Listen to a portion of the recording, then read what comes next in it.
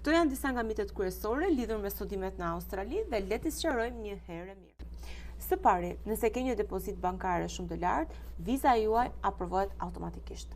Në fakt e vërteta është që sigurisht kjo ndikon pozitivisht në aplikimin tuaj, por ju duhet patjetër të tregoni që jeni një student i vërtet, dhe arsye të qarta se pse zgjodhet këtë universitet dhe këtë shtet. Së dyti, unë mund të punoj me kohë të plot gjatë kohës që jam student dhe të përballoj të gjitha shpenzimet e mia.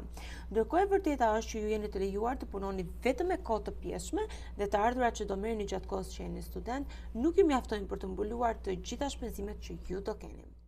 Së treti, në qoftë se unë studioj e kam të sigurt rezidencën e përhershme. Në fakt ky është një mit.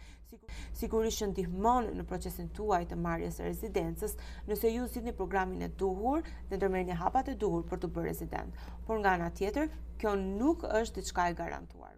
Po ju, çfarë mitesh të tjera keni dëgjuar për Australinë? Mund të shkruani në komente.